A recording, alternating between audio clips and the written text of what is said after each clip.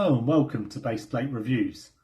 Today I'd like to posit the question, are LEGO GWPs, gifts with purchase, actually becoming a bit of a problem? First off, let's make sure that we all know what we're talking about when we say GWPs. GWPs are what LEGO offer either with purchases of certain sets or by spending certain amounts of money on LEGO. Often these GWPs will be small sets, but sometimes they can be other things, such as with this year's Harry Potter Collector's Edition set, The Burrow, which had a clock as a gift with purchase. Sometimes those spending thresholds to qualify for a GWP might be linked to certain themes, or they can apply across pretty much all LEGO products aside from the online pick-a-brick pieces which don't sit in the bestseller category. I can hear some of you already. Why are you saying these are a problem? These are bonuses, they're free. Some people will find reason to complain about anything.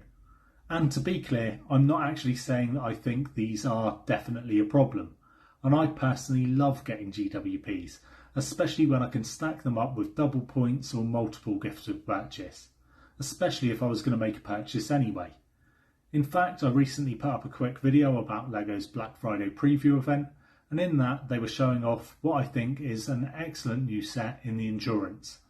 And that is due to come with its own gift with purchase, which is Shackleton's lifeboat. I said I really like this lifeboat. I think it's an excellent gift with purchase with some really great minifigs. However, I did see a little bit of pushback about it on Reddit. To be clear, I don't look at Reddit that much, and I think it's an almost perfect example of social media that espouses being tolerant, but is in fact exceptionally intolerant unless you toe the party line on certain issues. Reddit's intolerance aside though, I saw some contributors there effectively saying that because the Endurance is coming out with that GWP and the GWP will likely only be available for a short time, they actually puts them off picking the set up later down the line, as it will feel incomplete. I do partially kind of agree with them on this. The set's pretty expensive, not from a value point of view, just from an outright money point of view, with it being $270 and an awful lot of people, probably the majority, would need to save up for that. But this was announced only about 3 weeks before it releases. You can say, well, it was leaked before that, but now not everyone's like us, keeping up to date with the latest leaks and rumours. We're not all watching YouTubers like Bricklicker all the time. So for those people who want the Endurance but can't pick it up until later, they won't be able to get that lovely gift with purchase unless they pick it up at a likely inflated price on the secondary market. I would say that I agree that it means missing out, but I would disagree with this particular set feeling incomplete. In this instance at least, because after all the main build is definitely not minifig sized, so I personally view Shackleton's lifeboat as an excellent extra rather than essential. But there are other sets that have been released in the last couple of years where you could definitely argue that that's not the case and that the GWP is needed to complete the build. I've definitely heard that argued with the recent X Mansion, where the GWP was a model of Cerebro. There is a Cerebro room in the mansion, but the GWP was definitely more impressive in my opinion, although it did seem to be based more on the Fox X-Men movies than the 90s TV show, which is the style of the X Mansion after all. Also, the recent Botanical Garden came with an entrance gate as its GWP. Now, there were definitely complaints that you needed to make modifications to the sets to get them to marry up. The main set is on base plates after all, and the entrance is on regular plates. But you could certainly argue that if you pick the Botanical Garden up now, that you haven't really got the complete set.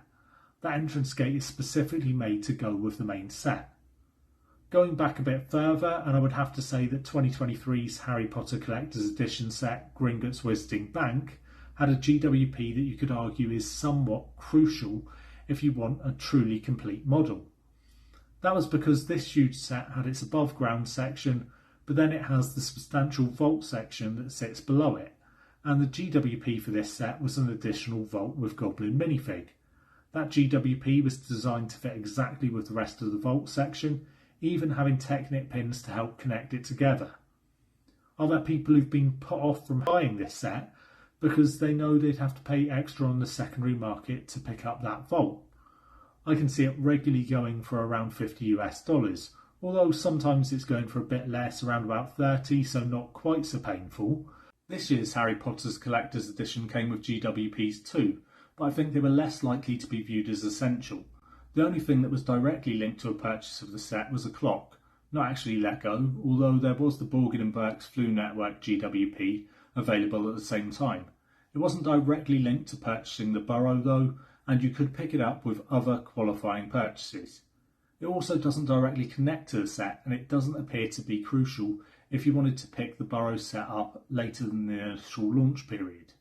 Hey, at least if you got the latest Star Wars UCS set, Jabba's Sail Barge, it doesn't feel incomplete if you missed out on the GWP, which was Luke's lightsaber. No, it feels incomplete because it's completely missing the Sarlacc pit, which you can have the pleasure of picking up separately for an extra $80.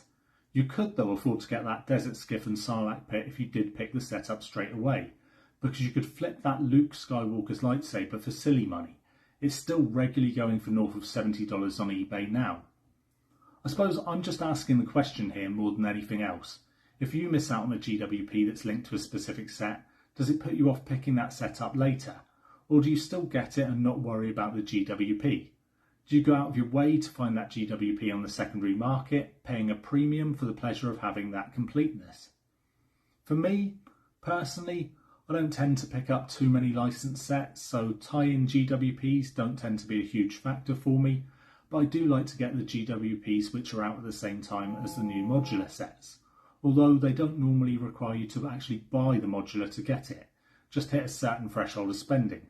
And also those particular GWPs tend to be vehicles, which are nice additions, but not crucial in any way to the main build itself. If I know I want to purchase a new set or pick up a load of bricks and pieces, I do tend to save that until I know Lego have a GWP available or double points. If I'm going to buy from Lego directly, I may as well get back 10% of my purchases in points or offset my spending either by getting an additional extra set to build or potentially sell in the future. So I think I'm saying that for me, personally, it's not a deal breaker, but I definitely have sympathy if an expensive new set gets announced without too much notice before it's released, and also comes with a great GWP. People often need to save up for sets like that, and it's exactly these people that miss out. They still give Lego the same amount of money as the people who have the cash to pony up for day one, but they don't get the reward. So I do have some sympathy there.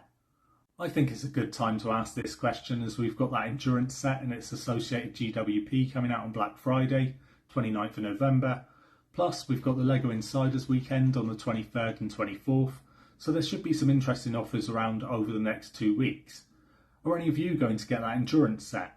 Are you hoping for any particular sets or themes to go on sale this Insiders weekend? Do you think it's super entitled to be complaining about Lego giving away extras?